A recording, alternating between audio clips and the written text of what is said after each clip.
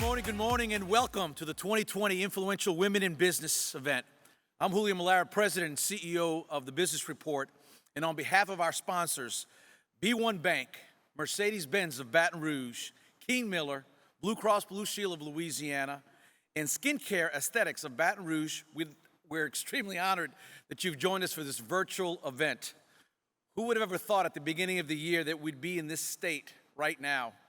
None of us really thought that we'd find ourselves in this predicament, but while we knew it would be tough to do a live in-person event, we wanted to make sure that we would recognize and do something special for this year's honorees.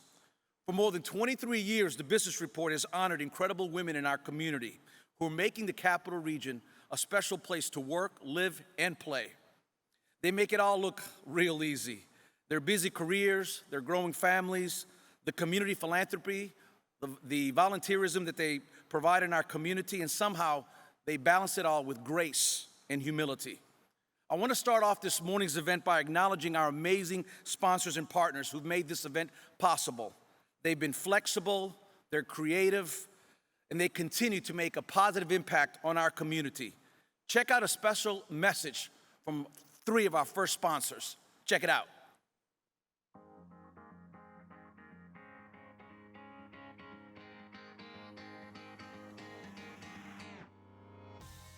Hello, I'm Linda Perez Clark, Managing Partner of Kean Miller.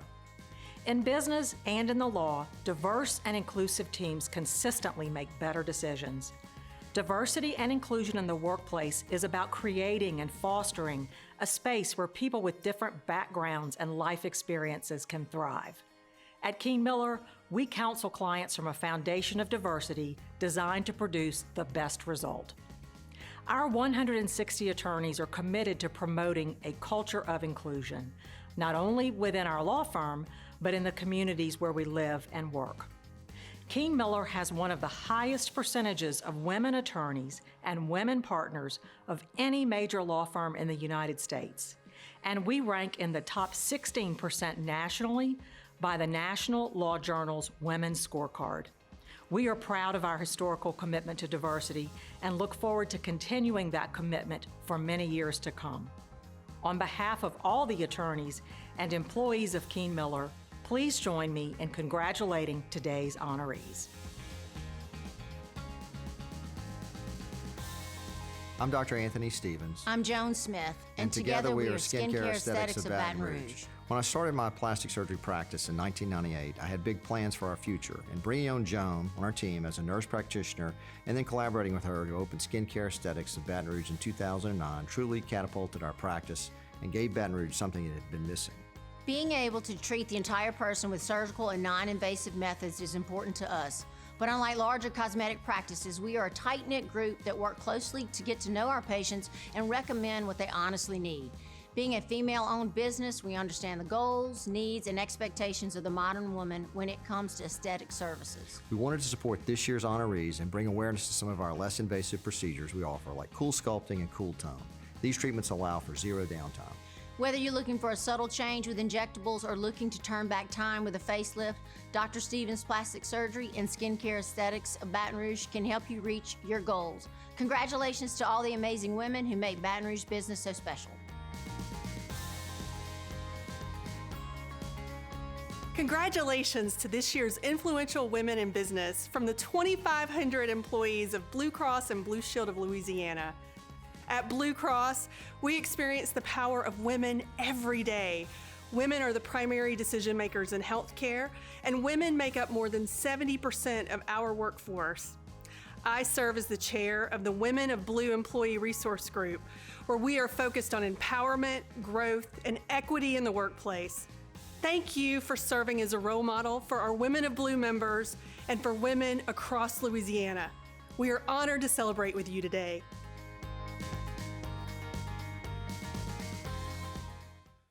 Thank you to those sponsors. And now it's my pleasure to introduce a former alumni, actually a current alumni and a former recipient of our Influential Women in Business honors, our Mayor President, Ms. Sharon Weston Broom. Mayor, welcome. Thank you so much, Julio, and thank you to the Business Report for being innovative and creative in continuing the Baton Rouge Business Report's influential Women in Business event during this time. And I'm so glad that so many people have an opportunity to see this through Facebook Live and YouTube. And even though we can't be together physically, I am especially grateful that we are fortunate enough to have technology available to have virtual awards presentations to honor these influential women in our community. You know, these honorees today believed that they could, and they did. And they represent various sectors of our city parish economy. And while they have different skills and different talents, they have one trait in common. They are willing to put in the work, the dedication, and passion needed to continue moving our community forward.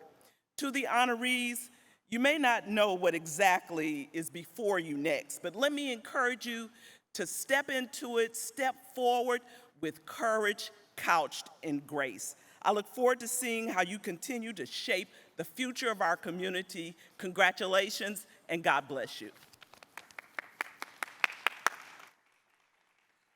Thank you, Mayor President. And now check out this last message from our two sponsors. Check it out.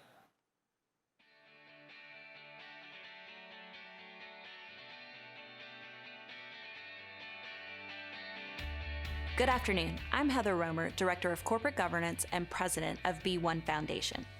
B1 Bank has proudly sponsored this event for the past 14 years. We are honored to play an ongoing role in recognizing accomplished women in our community.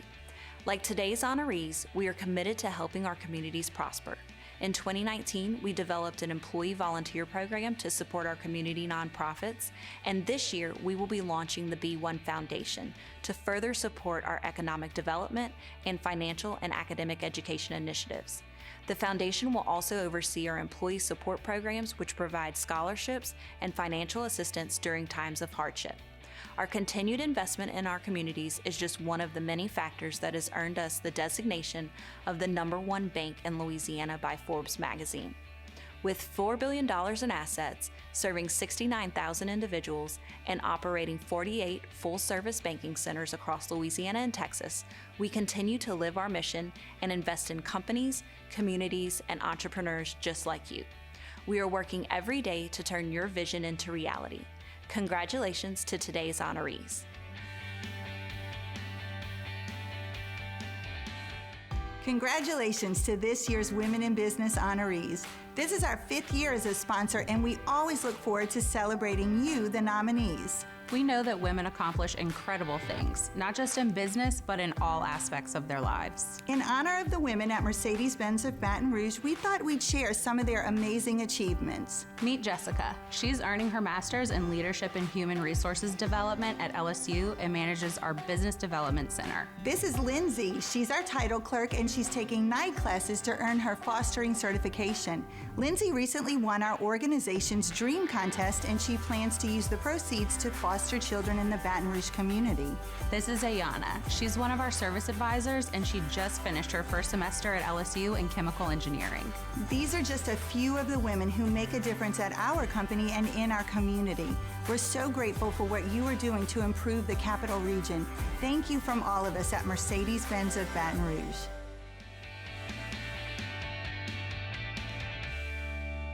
I would be remiss, I want to say it one more time, a big thank you to our sponsors. I know a lot of their colleagues are watching live. Some of their executives happen to be here.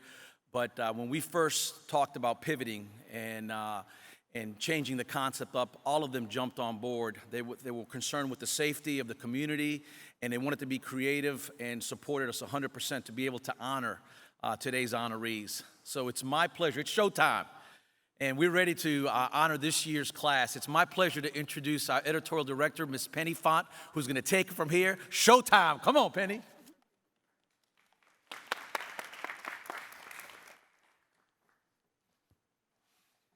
Good morning.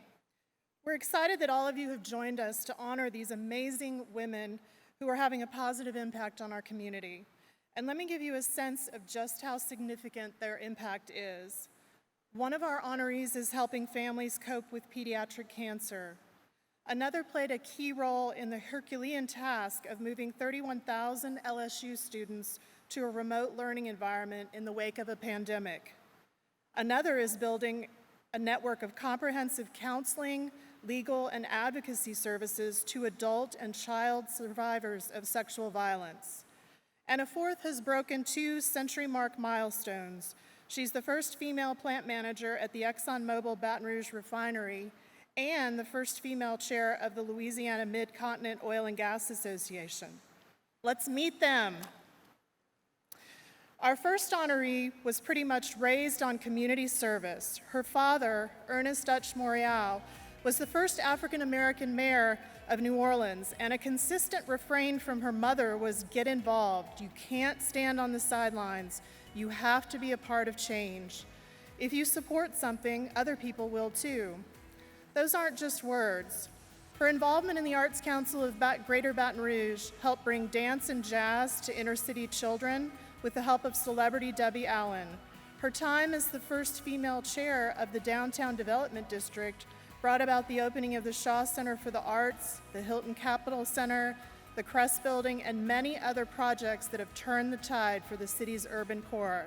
Ladies and gentlemen, Cheri Ausberry.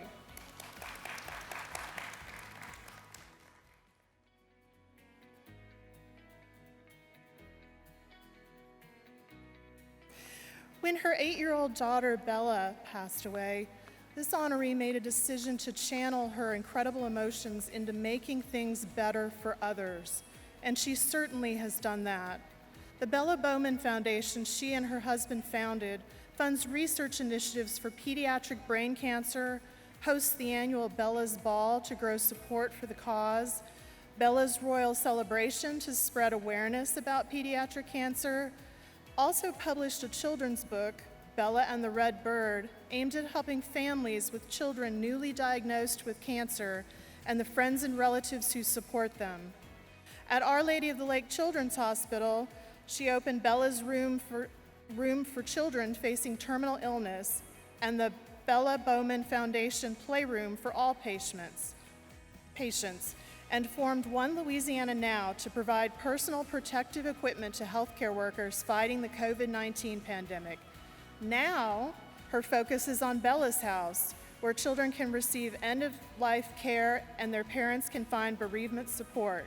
Now that's making a difference. Our next honoree, Kim Bowman.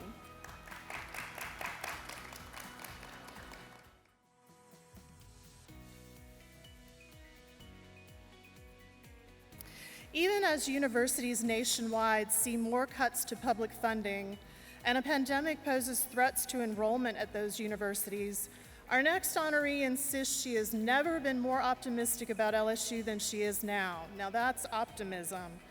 Fortunately for LSU, Stacia Haynie was pushing LSU's distance learning programs in a big way before the pandemic, which made a difference when crunch time came. Having that online component in place made the Herculean task of moving 31,000 students to a remote learning format in the spring a whole lot easier. She's convinced LSU has the chops to meet any challenges that may come its way, and with Stacy on the leadership team as Executive VP and Provost, we have no doubt she's right. Ladies and gentlemen, Stacia Haynie.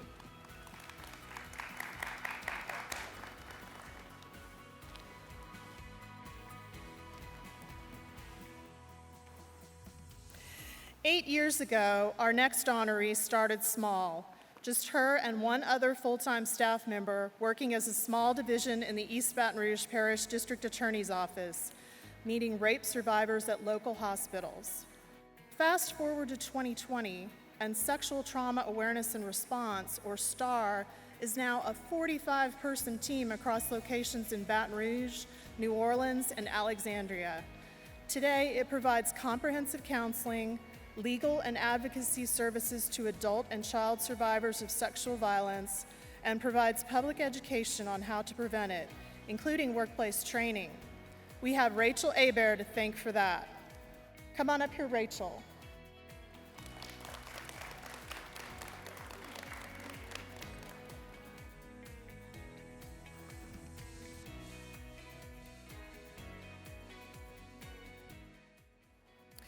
Imagine changing your career from fundraising to, let's say, construction. Seem like an unusual jump? Not for our next honoree. After 13 years in the first career, she wanted to take more ownership over her professional destiny. A friend suggested construction, and she went with it. In 5 years, she has grown NRK Construction into a respected design, build, residential, and commercial construction firm. Her latest projects, Jada Cody's Government Taco Restaurant on Government Street and the Baton Rouge Metro Airport's first off-site parking lot. Despite having thousands of competitors in the greater Baton Rouge area, 100% of her business comes from word of mouth, thanks to the relationships she has built over the years. One day she thinks maybe her daughter will want to take over the company, or maybe she won't. But to Norisha, it's important to build a legacy. Please join me in congratulating Norisha Kirts Glover.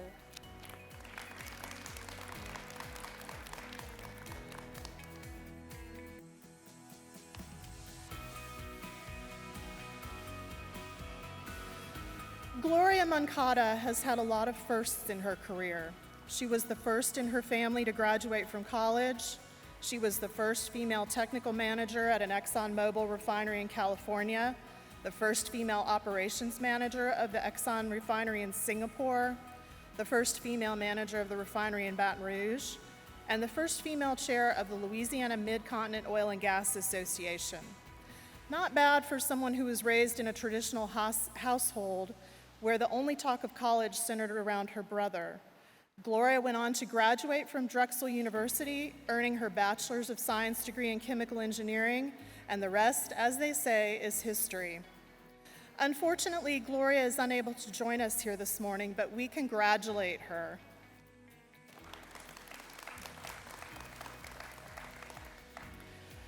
Our next honoree has spent her career pioneering programs that push scientific research from labs and journals into the hands of everyday people who need it. As director of Pennington's Behavior Technology Laboratory, she finds ways of improving health through behavioral change strategies, notably technology.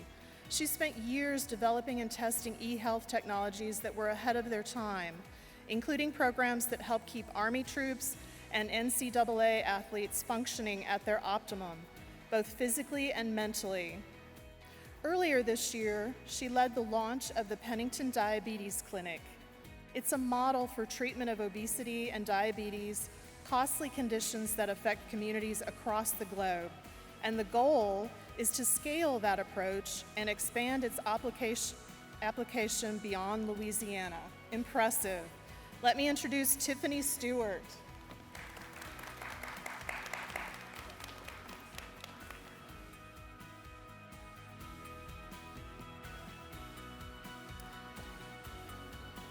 I know more than a few of us can relate to this next honoree's drive. If I set my mind to something, she says, all I have is plan A, and plan A. There is no plan B, no plan C. I cannot personally take not winning as an option. Imagine, too, that when she moved to Baton Rouge in 1999, this native of India with degrees in mathematics, physics, and computer science found technology to be virtually non-existent. She yearned to contribute to the technology landscape in the capital region and dreamed of one day starting a company and creating more opportunity for those seeking tech jobs. Today, she is at the helm of Vinformatix, which last year made the Inc. 5000 list with 30 employees and $3.2 million in revenue, a whopping 370% increase from the previous year. Let's congratulate the amazing Padma Vatsavai.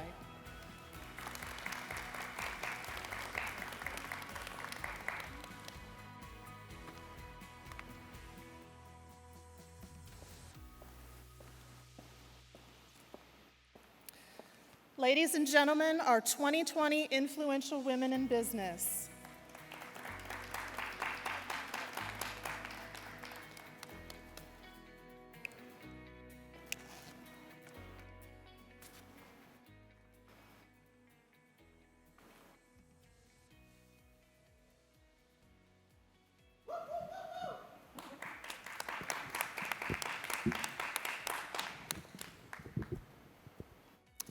You may be seated. Unfortunately, our speaker, Lauren Bailey, is unable to be with us this morning due to a health issue. We saw this as an opportunity to do something really special to celebrate the accomplishments of our honorees and provide our viewers with insight into their journeys. So instead of just introducing them and moving on with the program, we thought it would be interesting to host a conversation with them and have them share in their own words their experiences and their insights. Hello. I'm going to start with Cheri. I just love the advice for younger women you offered during our interview for our profile with you that appeared in our May edition. You said this: be your authentic self. The success of every woman should be an inspiration to another. Be courageous, be strong, be humble, and above all, be kind. You can be feminine and fearless. I'd like to get you to expand on that with some anecdotes from your own experience. Please share with us some of the ways you have been authentic and fearless in your personal and/or professional life. Well, thank you. It's so great to be here, and I just want to recognize all the honorees, and I appreciate being on the stage with such outstanding women. I shouldn't even be here, but I would think that being fearless is really dancing to the beat or the march of the beat of your own drum, and just finding that passion that you have and being who you are. I think as women, we think that we are invincible, that we're super women, but I think as women, as females, we're very interrelated with each other, and we do need to depend on each other because I think the group of women that we support makes us better. And so I would just say you just have to be your own, you have to find that your own purpose with who you are, and just keep going. I see a lot of us nodding our heads. That really resonates. Thank you.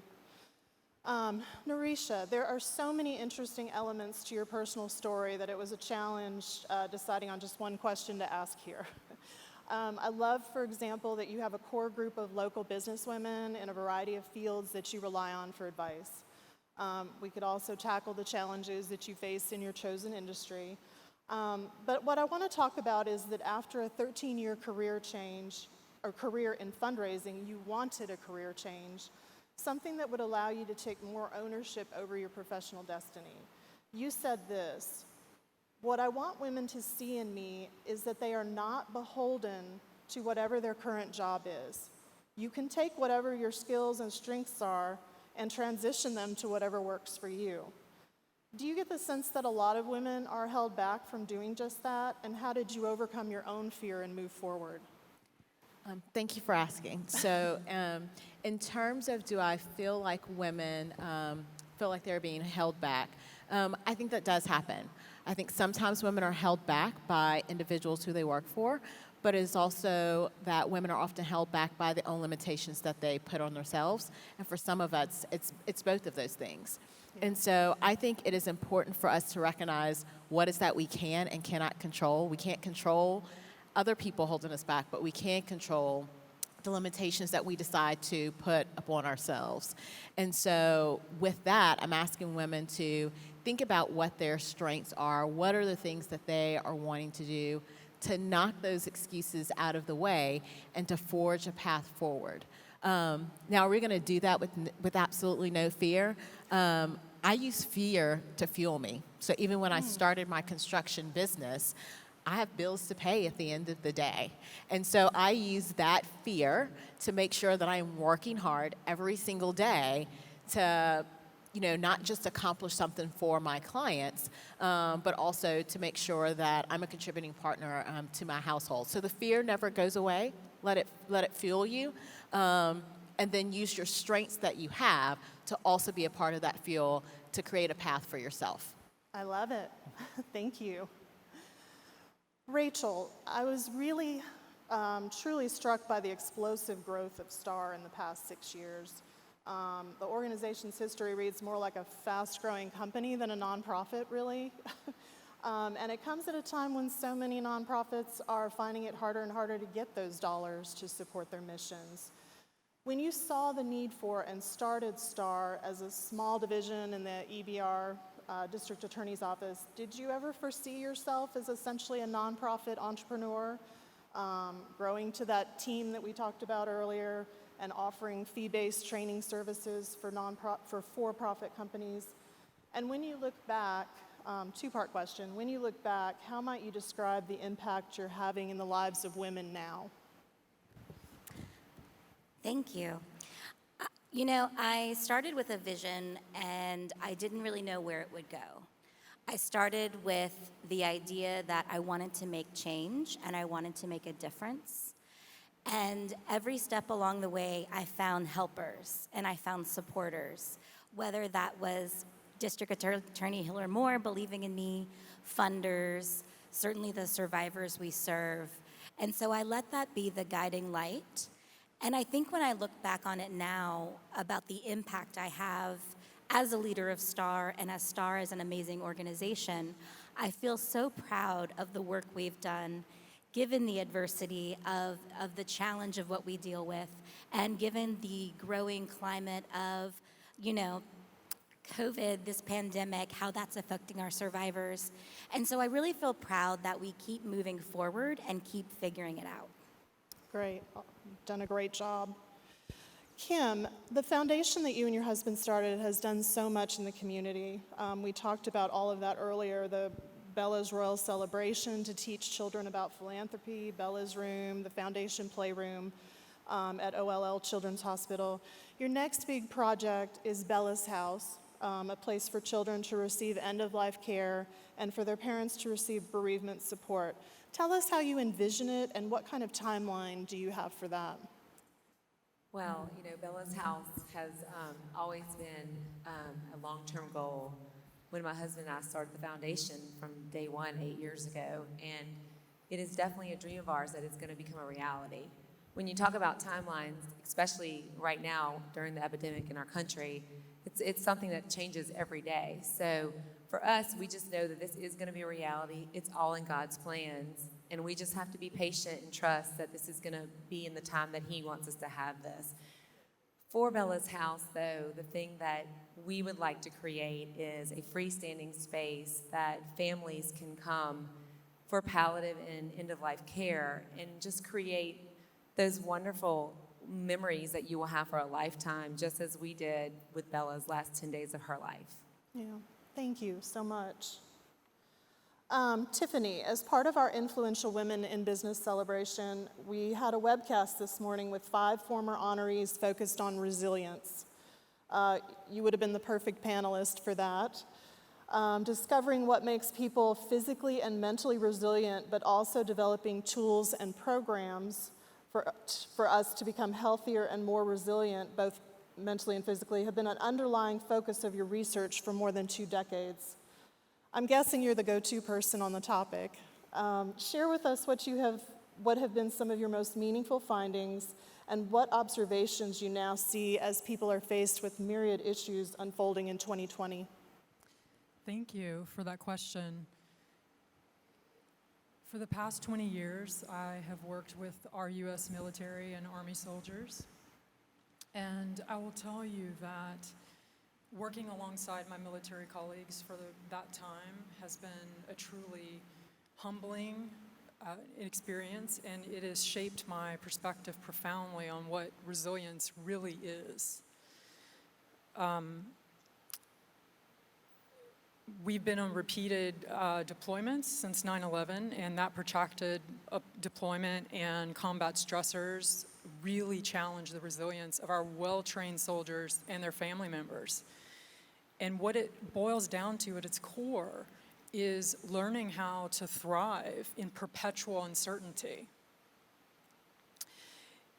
In a lot of our work, we have realized that you can train resilience skills. So we often think of resilience as being kind of a magical concept, right? As we were talking about this morning, like a superpower or something like that. It's actually a very concrete set of skills that we can invest in and we can train folks to get better at. Having said that, you realize, in my experience opening up a diabetes clinic this year, a Medicaid clinic targeting our underserved here in Louisiana, you very quickly begin to realize that training individuals to be resilient isn't enough. We have to look at the context by which we're all trying to thrive, this broader context. In what we've observed in our observations over the year is really, we have to pay attention to our social determinants. We have to look deeper at our health disparities and our inequities so that we can build our community to thrive and support everyone, because these things impact everybody's ability to be healthy, to survive, to have quality of life, and to be resilient. Some of the things we're observing in 2020 are just my observations, whether it be patients, team members, or family, this perpetual state of kind of observing our impermanence very magnified, because we always know that the world's always changing, everything's always changing, but for some reason this experience has really amplified this notion. And people have a thought about, you know, we need to pull it up by the bootstraps and push past what we're capable of. There's actually a Finnish word that we use with our kids in our resilience programs called sisu. It literally means guts. It means courage, grit, you know, pushing past our capability. But what we've learned, in order to do that, we have to do that as a collective. And so what we're observing in these stories, while the news and the chaos and the distraction can be very draining on a daily basis, if you look deeper, you're seeing that people who've survived COVID, our healthcare workers, everybody on the front lines working for our safety, the human spirit is eternally resilient. And we can take cues from these individuals to really make change going forward for all of us. Yeah, I appreciate that. Thank you. Padma, you note that being female and being a minority were never problems for you in getting Vinformatix off the ground. Your hurdle, you have said, has always been that you weren't from here, or as you put it, you didn't go to high school in Baton Rouge. That's a concept that those of us who move in are familiar with.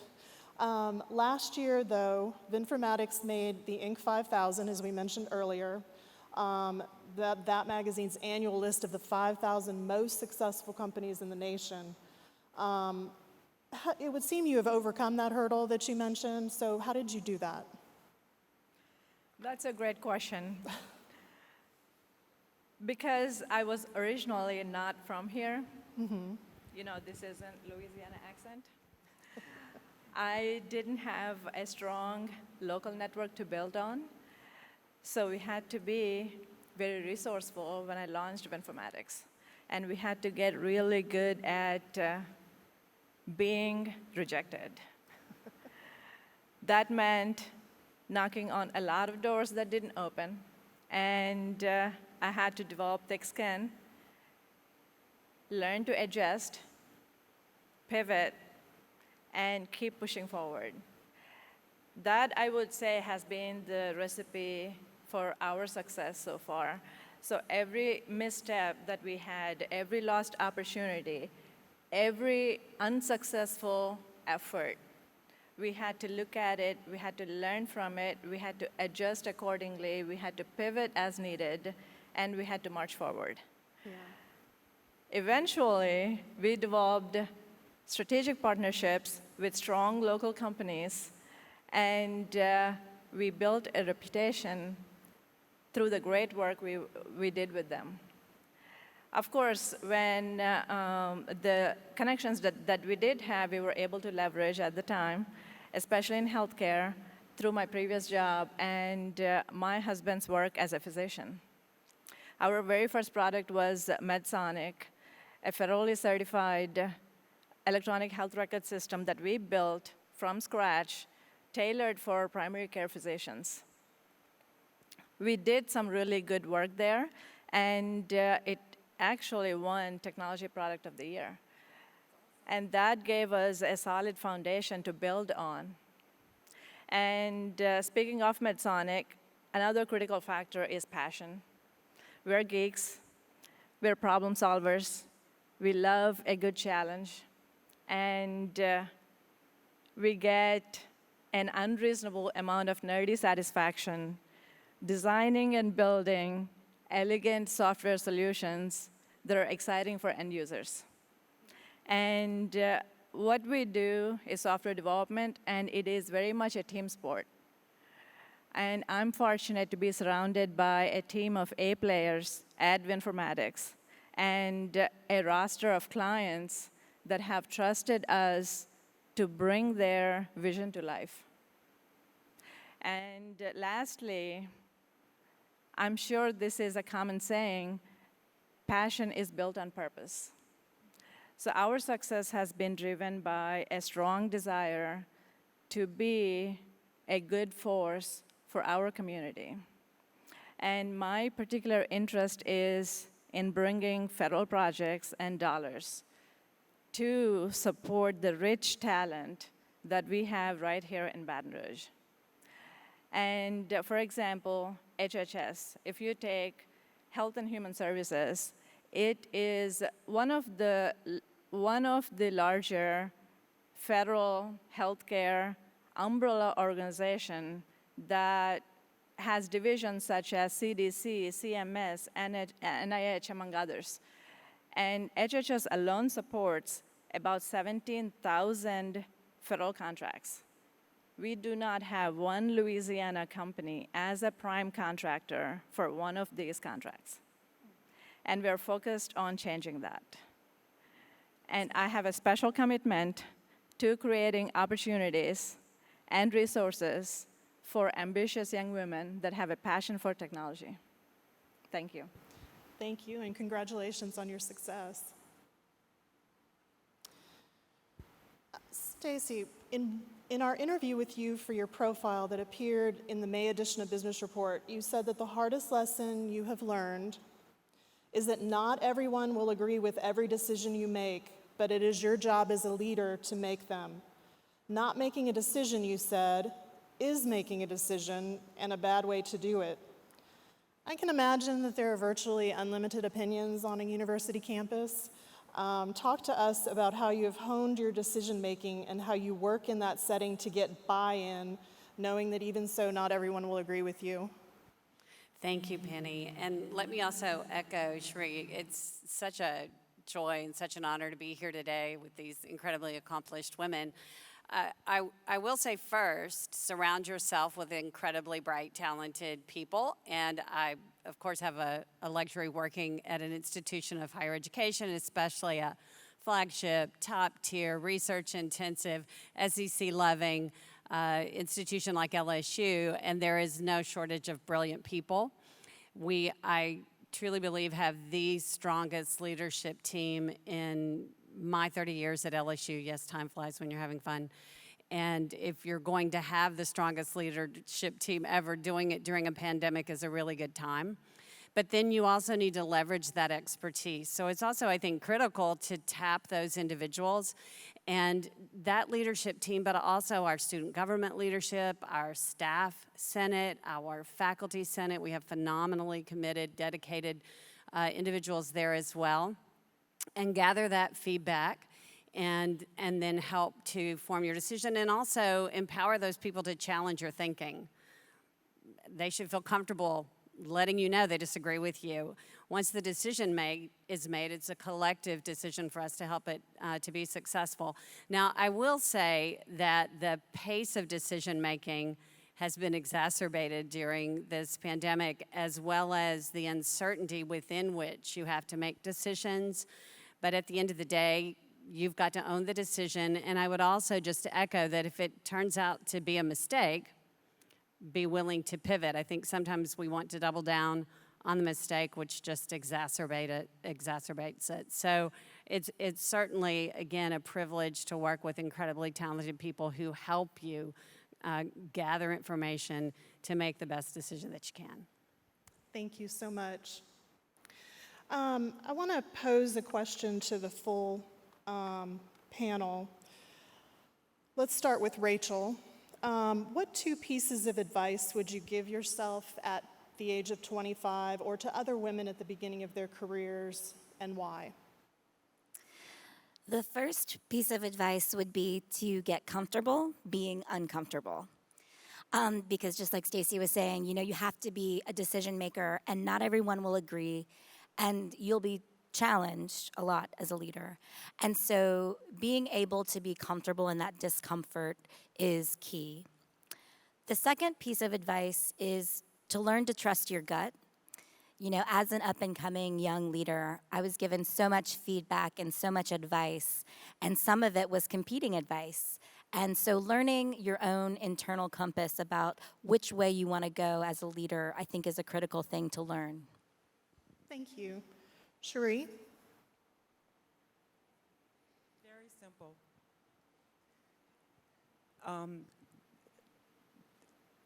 I just lost my train of thought because I had several things on my mind.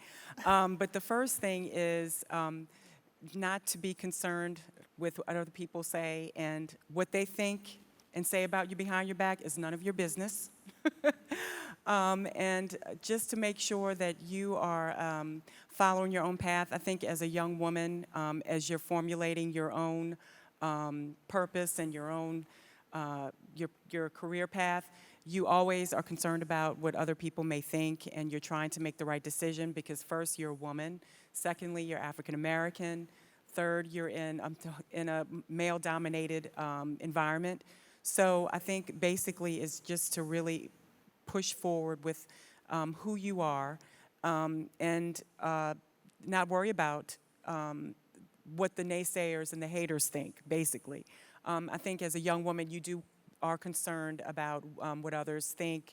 You're trying to be a superwoman. I think we all have been guilty of that, where we are multitaskers at heart. We want to make sure everybody else is okay. But I think you have to learn to be true to yourself. And that takes a lot of years of experience to come to that conclusion. Absolutely, great advice. Tiffany?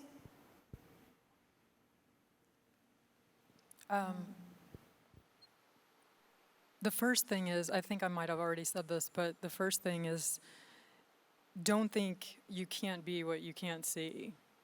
That is not obvious when you're young.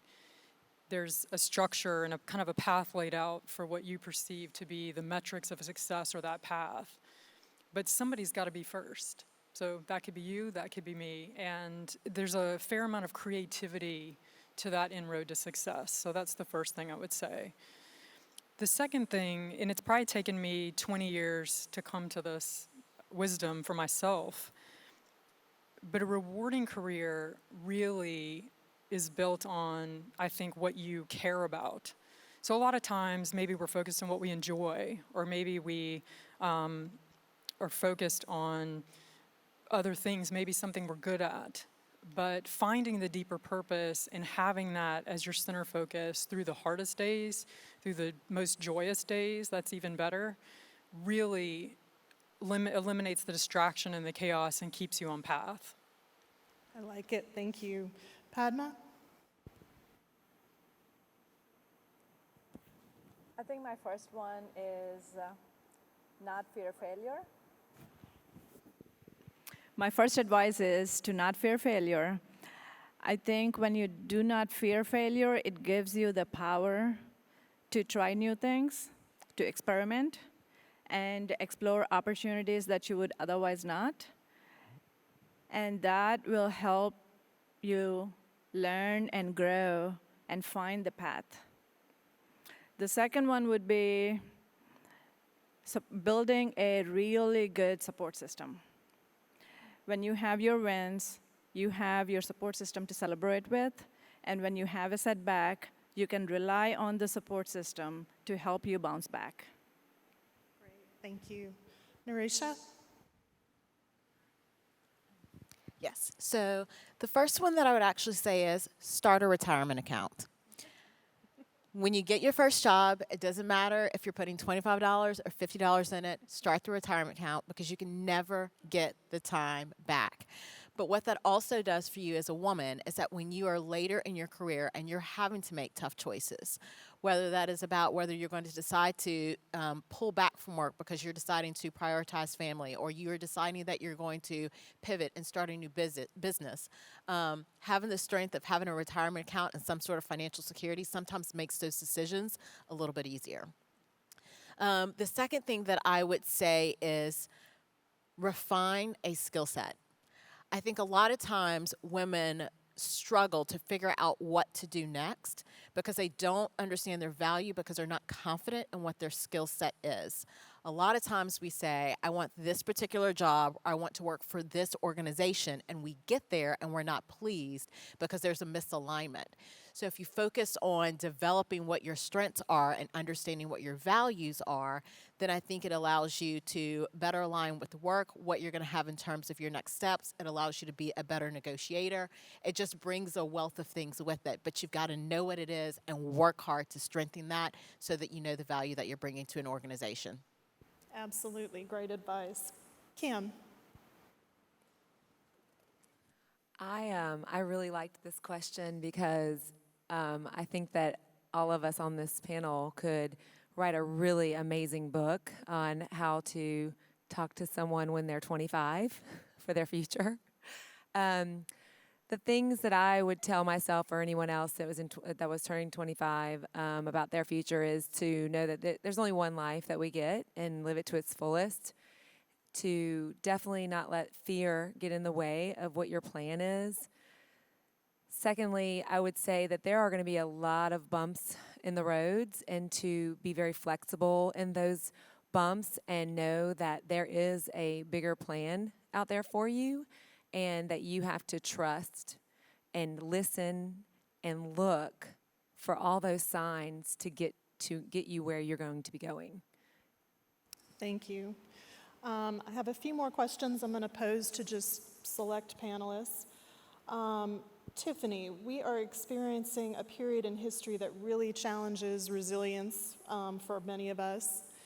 So many people, particularly young people, are really struggling with all the events unfolding. Share how 2020 has impacted you personally, and how are you managing and helping others to get through it? So that sort of perpetual uncertainty I was talking about earlier, humans really hate this. It's really in our core that we're really uncomfortable with uncertainty. And trying to,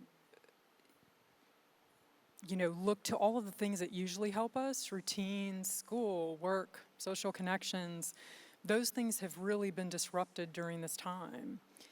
And the Finnish might say this is a time to pull in our sisu, this sort of courage and determination I talked about earlier. But it's really a lot more than that. It's about us sort of cultivating our compassion for one another. It's about equanimity. For me personally, it's been a lot of effort. I have really worked hard to keep my center and look at this from a broader perspective, look at the long game, and also to help my team do exactly the same thing, and friends and family. And I think if we can do that and really maintain ourselves, it's really our responsibility at that point to maintain the center, take action where we can, and help our communities as a collective. It's obvious to me that there are many people struggling on a much deeper level than having routines disrupted and things like that. I mean, people have lost their homes. They're struggling with long-term health consequences. So really taking stock, practicing that gratitude and mindfulness that goes along with our resilience skills, and then bringing our community together as a collective to make sure that everyone can thrive and be healthy and strong during this time. That's what we've really tried to do. Great, thank you. Norisha, same question. How has 2020 impacted you, and how are you helping others get through it with resilience? So I think it's about owning the journey. So I'm president of Junior League of Baton Rouge, and this year I've selected that as the theme for our women. And I think it's really important in terms of resilience to understand where you are, understand that it is not forever. When you own it instead of fighting it, then you make different decisions. And so that's what I'm asking women to do, to own the journey. And what that may mean is that you're having to make the tough decision of, this is how I'm going to focus my energy on prioritizing my family, or I'm having to dive in right now into work or whatever, because that is what it requires of me. But whatever it is, work through that. just own that particular journey and know that that this isn't the end. There's more to come, and there's things there are things that you will learn that will take you further when we are out of this situation. Absolutely. Thank you so much. Many women are terrified of dropping the ball, whether it be career, family, friends, personal well-being, the list is long. But often our expectations of ourselves are simply unrealistic.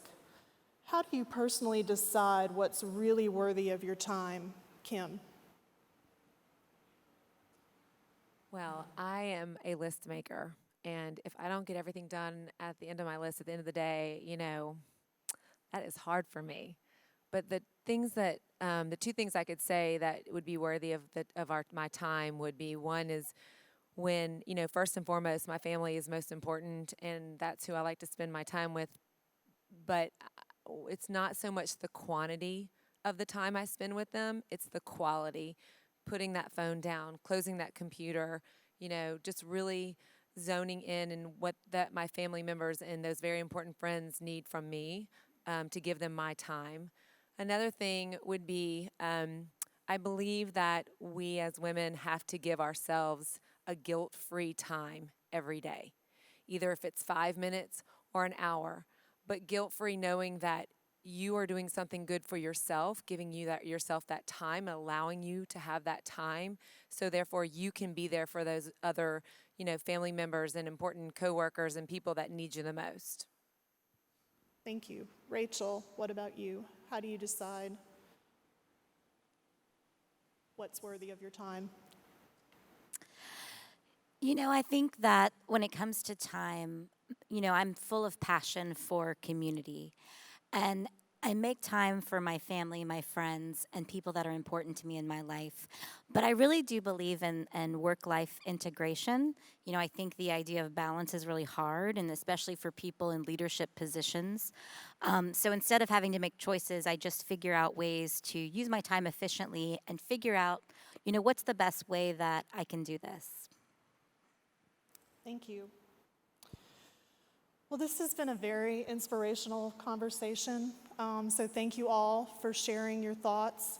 I want to again congratulate and thank all of you, our influential women in business, Cheri Ausberry, Kim Bowman, Stacia Haynie, Racheal Hebert, Norisha Kirts Glover, Gloria Moncada, Tiffany Stewart, and Padma Vatsavai.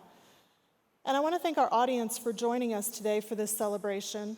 On behalf of our sponsors, Kean Miller, Mercedes-Benz of Baton Rouge, Blue Cross Blue Shield of Louisiana, Skincare Aesthetics of Baton Rouge, and B1 Bank, have a great day. This concludes our program.